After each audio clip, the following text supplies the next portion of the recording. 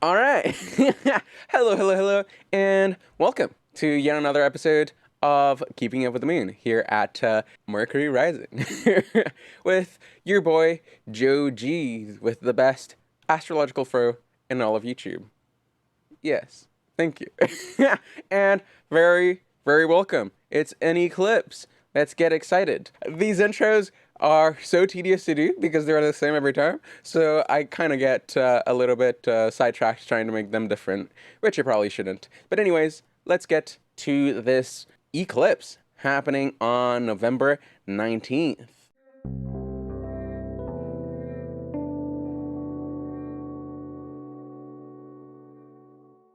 So, what is Taurus? Well, Taurus is an earth sign, making it dry and cold in quality, and with the sign in particular, I find the temperature very interesting. If you ever experienced a heavy Taurus transit or have met anyone with heavy Taurus placements, I think cold is one of the last words you choose to describe them or the situation. This is perhaps due to the fact that both Venus and the moon do very well here, and these two celestial bodies are more than eager to relate, captivate, and be captivated by. Notably, the sign's domicile lord or ruler displays qualities that counteract both the dryness and the coldness inherent to the sign. Since, according to astrologer Claudius Ptolemy, Venus is both moderately warm and exceedingly moist. I think then that the coldness inherent to the sign more so describes how Taurus is focused on tangible and material matters, such as money, objects of desire, and similarly to Scorpio, sex. In contrast, we can turn to the heat inherent to the fire triplicity, simply fascinated for the sake of fascination, bringing us to the conclusion that Taurus needs a practical reason to be passionate, even if it doesn't necessarily struggle to find a reason to be so. As mentioned earlier, Venus is also exceedingly moist, so the earthy dryness disposed towards segregation is of little concern here. Unless, of course, if we have planets like Mars,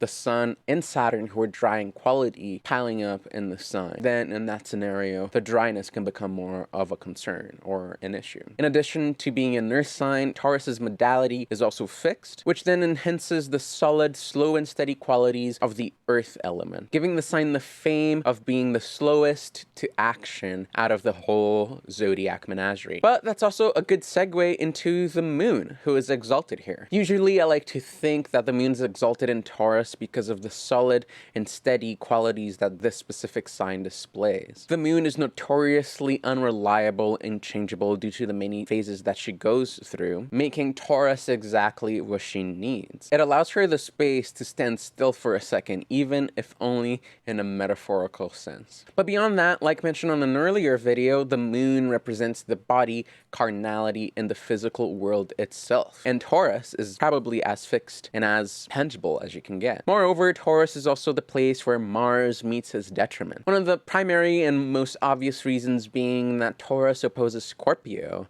It's Mars's nocturnal home. But it also doesn't help that Mars is a dry planet coming into Taurus can cause some troubles like we discussed before, since Taurus benefits very well from additional moisture. So this combination can incentivize Mars to be less active and Taurus to be more distant. But to summarize all of that, Taurus represents the physical world and all of the things in it that we do enjoy, not the untangible things, specifically the tangible things. So money, trinkets. Yeah. To recycle a line that I used in the previous video, Taurus is carnal desire fulfilled. So we can expect some of these themes to be prominent through the course of the lunation. Yet, since this is an eclipse in the North Node, maybe fulfilled isn't quite the word to use here. And that's a good segue into the North Node. What does it mean? What is that? What is even an eclipse? Who knows? The burning question here is, why wouldn't an eclipse in the North Node not be so fulfilling? Well, the main symbolism attributed to this mathematical point in the moon's orbit is that of hunger, or thirst that can never be quenched. Another name for this point that is often used in medieval texts is caput draconis, or the head of the dragon. Cursed to have the hunger of a mouth without the stomach, to signal the mind that the body's been satisfied. And that's because You cannot satisfy something which you don't have. So the North Node is a head without a body, and this is an image that you probably want to keep in your mind as we go through the rest of this forecast. It's gonna keep coming up, and we'll get to what that can possibly mean soon enough, if you bear with me. So the general symbolism, the general effect of the North Node is that of increase of anything, sometimes to the point of corruption. In Taurus, this can often symbolize an appetite for stability. And considering the times that we're in, such a desire for material and financial stability is not really to come as a surprise. At the moment, both in Canada and the US, people increasingly have been losing the benefits that they've gotten from governmental assistance through the pandemic. So that sense of needing even just a glimpse of ease or certainty is very much justifiable. And this eclipse in particular is very important because it foreshadows the further eclipses in Taurus and Scorpio coming next year. This is the first eclipse of the whole series, so in many ways this is like an entry orientation class on what's to come. With that in mind, I think that the challenge of this eclipse is having to face that the future is very uncertain. It's very unstable.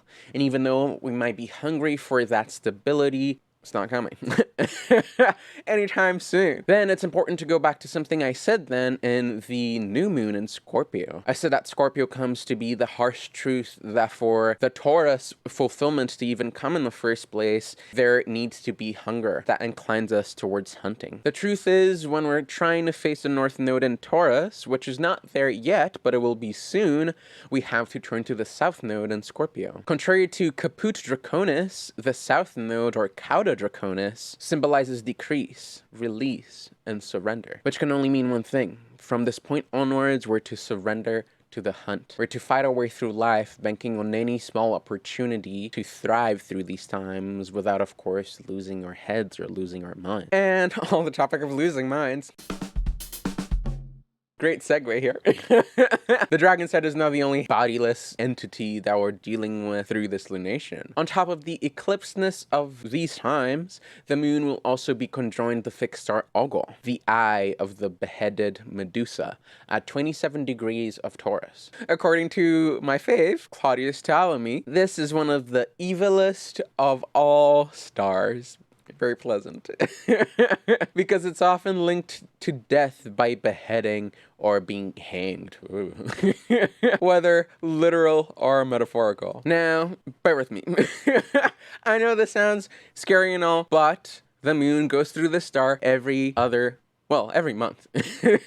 And we're all still here. We're all alive. It's not the end of the world. It's not like we're gonna collectively just lose our heads and the world ends like this. Astrology doesn't work like that. But that's not to say that this is an easy start to deal with either. Decapitation here can merely symbolize losing one's mind or going insane, and more often than not, without deserving that fate. If we investigate the myth of Medusa, we can soon see that she was just doing her job, and yet she was met with that awful end. As a priestess of Athena, she was a sworn celibate, but she was caught up in the middle of the most nonsensical beef between gods, which, that's usually how Greek mythology goes.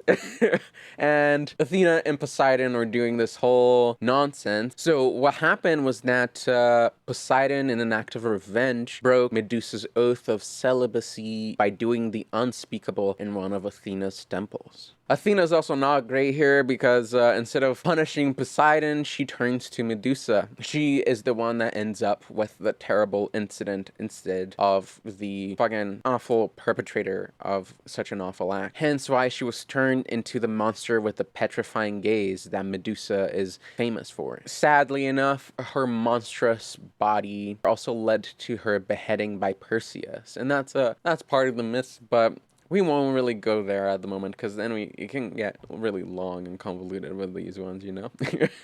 But if we do look at this myth of Medusa and the whole situation in conjunction with the lunation in the eclipse and all of that, and facing these the consequences of COVID that are coming ahead, more specifically the financial and more tangible resource struggles that might be coming, is that we are here playing the role of Medusa. I'm sure we were all trying our best before 2020, and then that awful scenario happened, and here we are. Very much undeservingly, we all lost our minds. And I speak for myself on that one. I definitely lost my mind.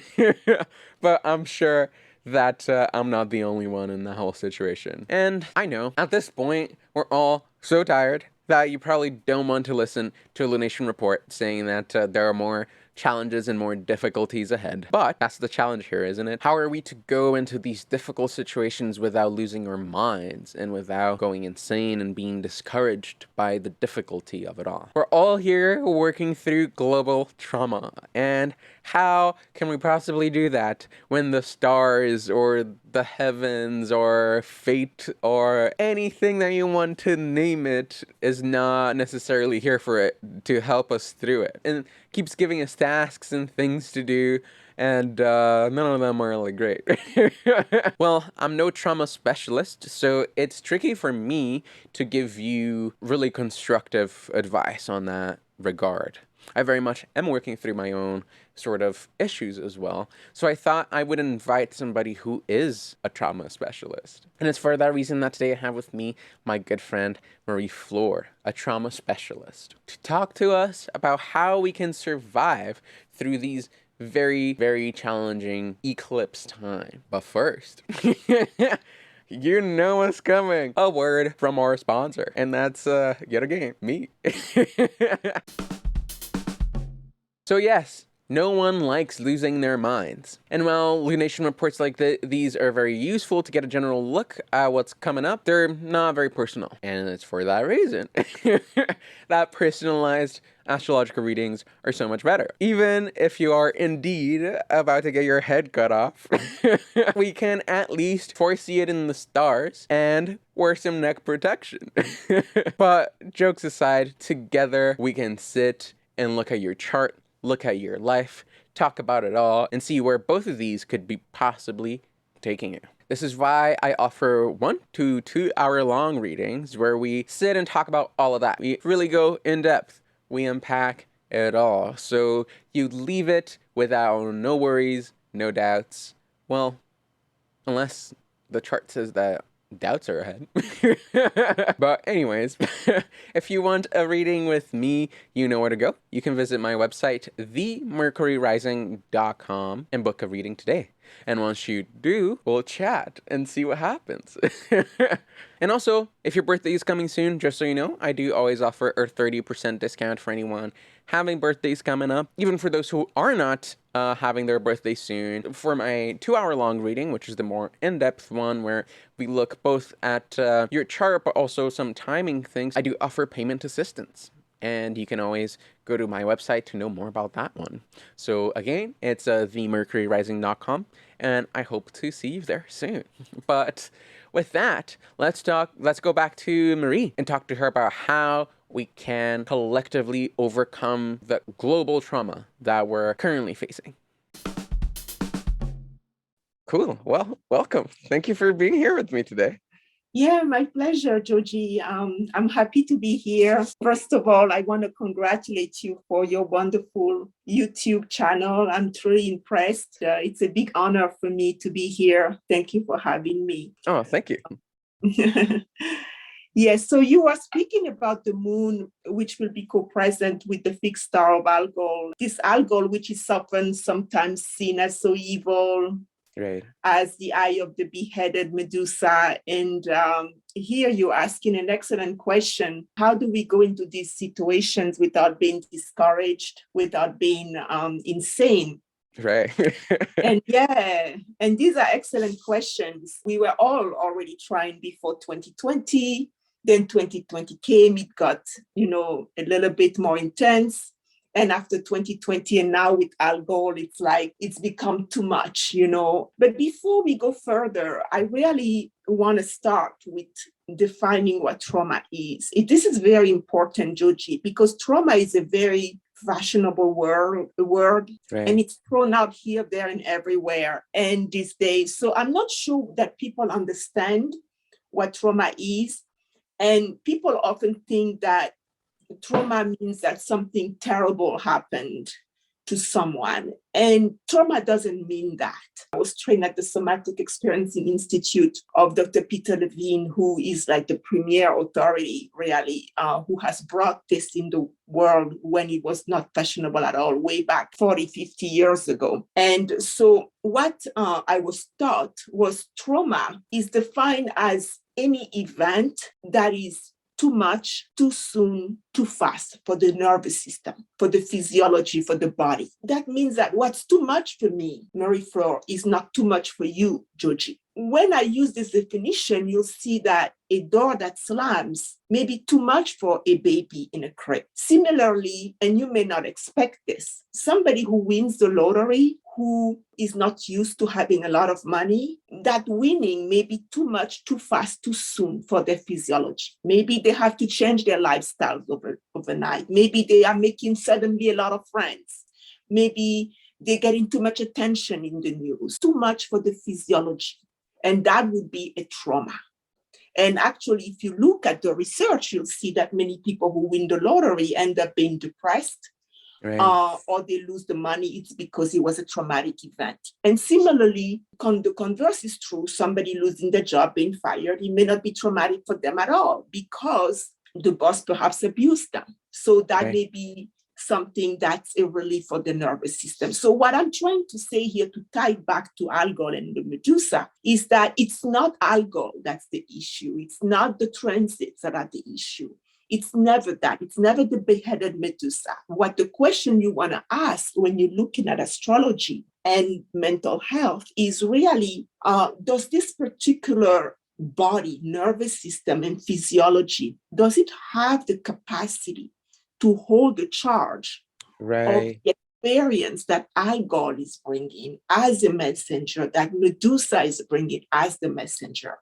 And that's, sorry to interrupt you really quick, but I think that's a really good point, because then that brings up the fact that even a transit that we'd say that is positive, like let's say a Jupiter trine to the ascendant, can be traumatic to somebody who's not ready to experience something like that. Exactly. And so if the body has the capacity, then there's no trauma. If the body doesn't have the capacity in the nervous system with the Algol event to receive this event fully, then there may be trauma. So this is one of the first things that we kind of want to think about. So now that we are clear about the issue, that it's a matter of definition of, it's a matter of capacity in the nervous system. The second question then becomes, how do we build this capacity when we lack it? Because when people freak out with transits, with Algol, and have all these talks, it's because somewhere they don't have the capacity in the nervous system. And so that's what you said when you said, how do we go into these situations without being discouraged, without being insane? That's a question that you asked earlier, which is a brilliant question. There's a lot to say about it, but because, in the interest of time, I just want to point to something and give a little more education, because trauma is not this concept out there. It's something in the body, in our fascia, in our muscles, in our physiology. And we have become so mental that we have forgotten that we are animals at the core.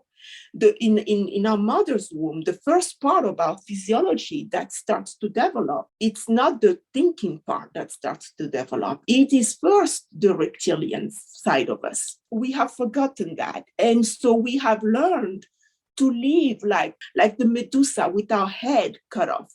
But not just with our head cut off, but with the head cut off, that's the one running the show. A head that's not connected to the rest of the body. So what we want to do is to rebuild this Medusa, to make her whole, to bring the beheaded head together with the core of the body. That is the only way we can address the stress, because the stress is in the physiology. And so Algol, what happens with transits like this, which are, the movement of the stars, is it's an invitation to really look at, okay, when this thing happens, do I or not have the capacity? And to build the capacity of the nervous system to handle it.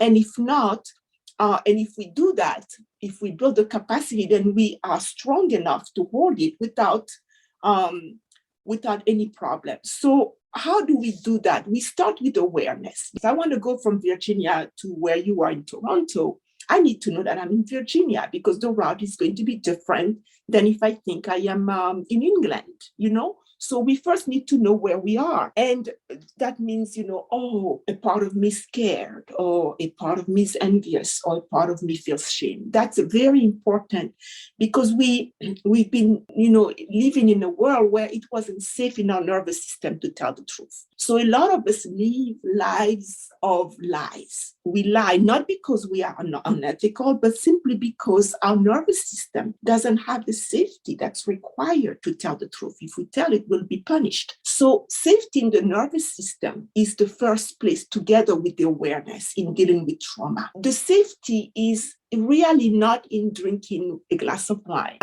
not in necessarily exercising. The safety is, really in the body. So here I would like to share a technique with you and your listeners, which is based on the fact that because trauma is in the body, it can only be healed in the body. And so we are animals, we are mammals, and mammals need to touch. Lions, if you see them, they're together with the cubs, the same with the cow. We need to touch. And so the touch is a very big part. We cannot survive with touch. Actually, they've done extensive research in Eastern Europe that newborn babies that were separated from the mother and were not given touch developed as very violent people that could not insert themselves in society when they became adults. So the first thing is to touch ourselves. Let us touch. Let us feel ourselves. And I want to share a posture because, I want to bring it to a piece that can be manageable for your listeners as they go to this transit with Algol, is to take both hands and at the back of the head, like here, put it like this. And so it would be like that. And one part here and the other part a little bit at the base of the neck, and hold it like this. And what that does is you give the touch. You let your reptilian brain, which is, the brain stem is in this area physiologically, you are holding it. And when you are doing it, you are sending a signal to the body and to the reptilian brain that we are safe. So the way to do this is to do this in a very gentle way, but also stay a long time enough there so that the signals can go to the nerve endings. That's kind of what I would like to leave your listeners with. Remember the safety in the nervous system. Remember the gentleness. Because trauma happened because there was no gentleness. Too much, too fast, too soon, whether it's the lottery or the baby with hearing the door slam, or whether it's the guy losing the job. It was too fast, too soon. So you do that, you become very gentle. And just like learning languages, we need repetition. We need consistency. We need to build new neural pathways of safety. We cannot build new neural pathways of safety if we do it only once every 6 months. We've got to do it several times in the day. Something happens, we panic, Algol is here, we take the hands and we go like this. And we wait and we notice what's happening in the physiology. Taking the smartphone and texting on social media, or gossiping, or blaming, or commenting on astrology will not do it. We've got to go back to the body and reunite, reconnect the cut off head of Medusa with her body. And when we bring the two together, that's how we can work with trauma. Yeah, absolutely. And I love that you tied in the myth really well with the with even the little activity that you gave us. And and that's the thing that I always go back to, because every now and then I'll have like some really heavy depressive episodes. And one thing that I'm like, as I grow, that I'm learning to do is just to like recognize that I'm being sad and like not really shy away from that feeling, and just kind of like waiting for it to see where it leads me, because sometimes you can end up learning something from it too, right? And especially when you're connected to the body in that way, you can also listen to what it is that it needs from you sometimes. Yes, exactly. Very well said, Joji. Right. Well, thank you so much. This was great. You're welcome. Where can people find you? Yes, so I'm still, setting things up. So right now I'm not giving sessions, but I would say in probably early 2022 I'll be I'll be setting things up. And one place they can find me is on traumahealing.org, which is the Somatic Experiencing Institute. I'll be listed there. I'm currently not listed yet, but I'll be listing myself there. And they look on the practitioner. That's the Somatic Experiencing. So you get traumahealing.org, and they can search for my name on the practitioners, Marie-Flore Johnson, and they will see my contact information. Right now, I don't have anything set up yet because I'm taking a break. But in the new year, I'll be setting all of that up. Nice. Yeah. Awesome. Well, people should get excited. Thank you. Thank you for having me. Oh, no worries. Thank you so much. Congratulations again. Thank you. Thank you. So it's like Marie said, going at it head on is never a good idea when we're trying to overcome trauma. It's always best to tread lightly and go a step at a time. And if you need a break and you just need the world to fuck off for a second, or you just need to tell the world to fuck off for a second, you're allowed to. You're more than welcome. I don't know, play some video games for like a week and be sad. That's what I do. But anyways, with that out of the way, this is a good transition into our native of the month, so we can learn a little bit from a person that deals with a moon in Taurus for life. The native that I chose for this lunation is the great George Duke.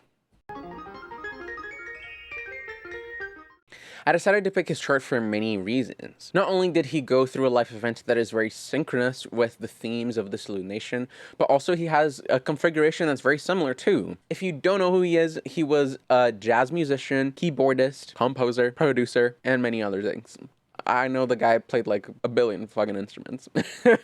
And that's just what you'd expect from a person with Venus, the Sun, or Mercury co-present in the same sign. Like the lay astrologer Vidius Valens puts it in his chapter on planetary combinations, Mercury, the Sun, and Venus make polymaths and men of wide experience.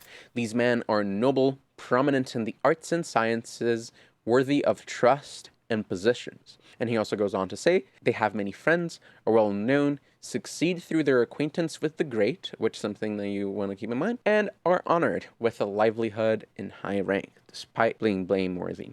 And I am not necessarily sure what he means by blameworthy here, but remarkably, Duke also has the ruler of his ascendant in Sagittarius, Jupiter, in the place of good spirit, or the 11th house. This is the place where we see friends, connections in the community that aids us through our actions, especially professional activities. Usually the placement of the ruler of the ascendant tells us a whole lot about the general focus of one's life. So it's not very surprising that Duke went on to work with many great names, such as Miles Davis, Dizzy Gillespie, Frank Zappa, and even international powerhouses like Brazilian singer and songwriter Milton Nascimento. One particular life event that made this placement especially relevant is, of course, when he was 24 on a first house here, putting the themes and the symbolism represented by that place more significant. In that year, Duke was offered to play in Julian Cannonball's band of the time, subsequently introducing him to other great names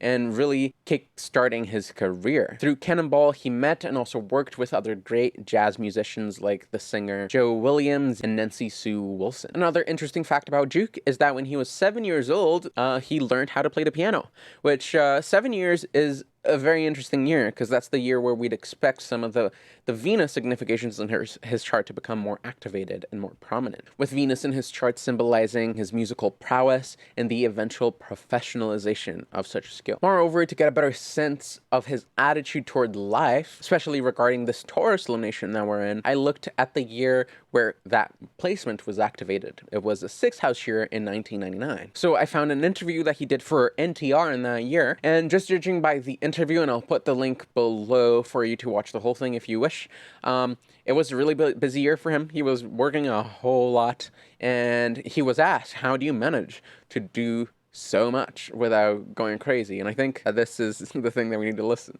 I have a calendar.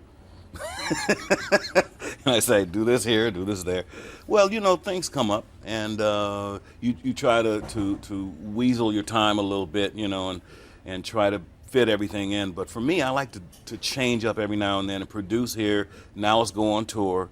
Now let's write, you know, and I try to mix it all up, and even styles of artists, from everybody from Of course, Miles Davis is not around, but at the time when I was working with Miles, I was also working with Barry Manilow. Now, that's two totally different kinds of people. You heard it. Words to live by.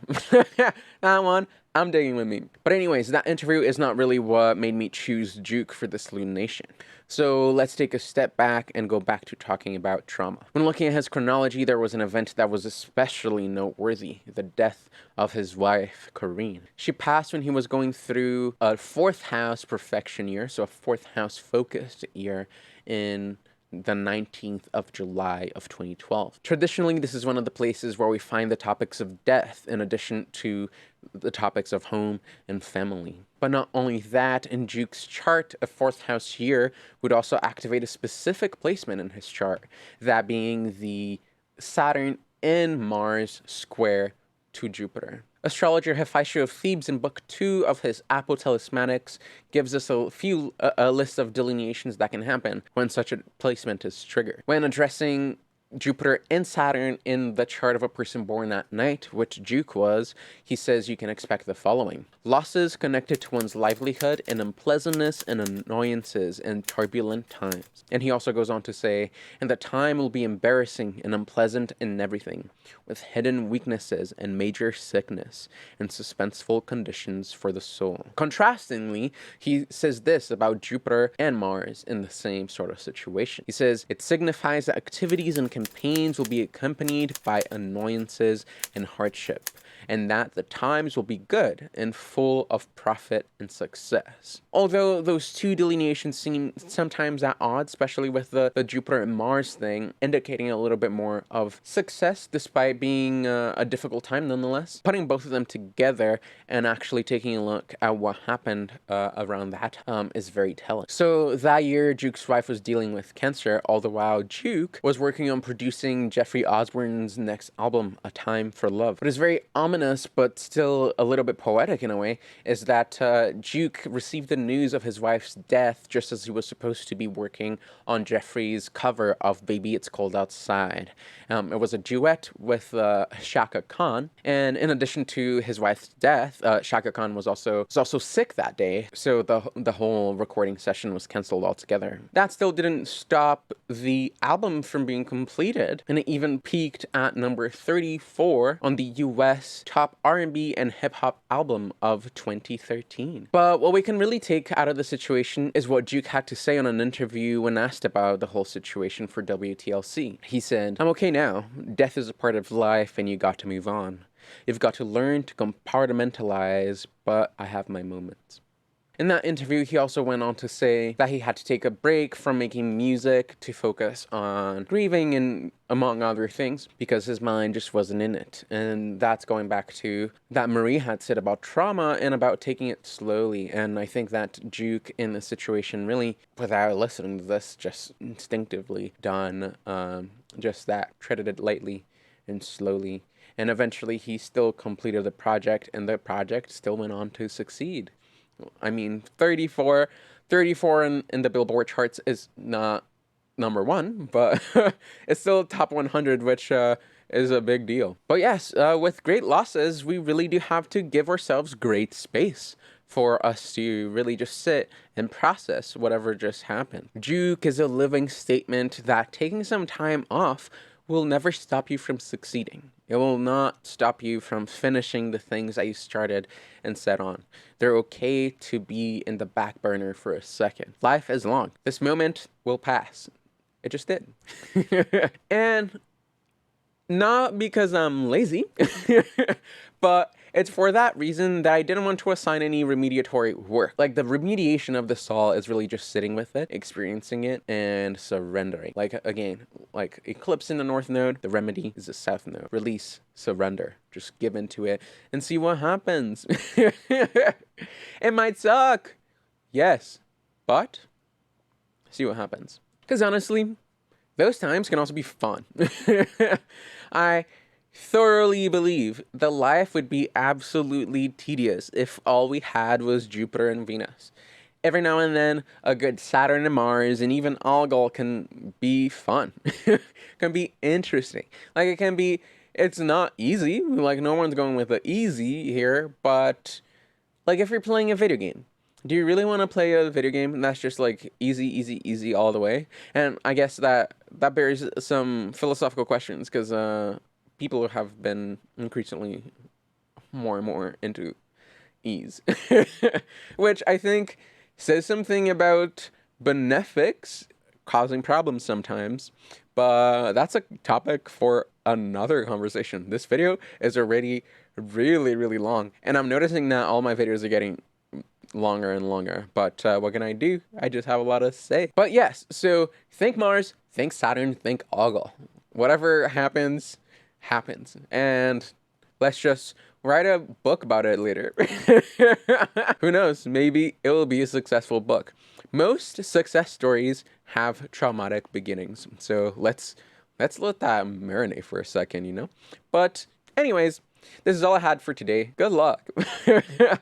I am excited for it. We're going into a whole new eclipse cycle. This last eclipse cycle actually was rather interesting for me. I hope it's been interesting for you. So it's time to close this whole 18-month-long chapter that we just went through. Soon we'll enter a new one. But yes, get excited. It's not the end of the world. We'll be fine.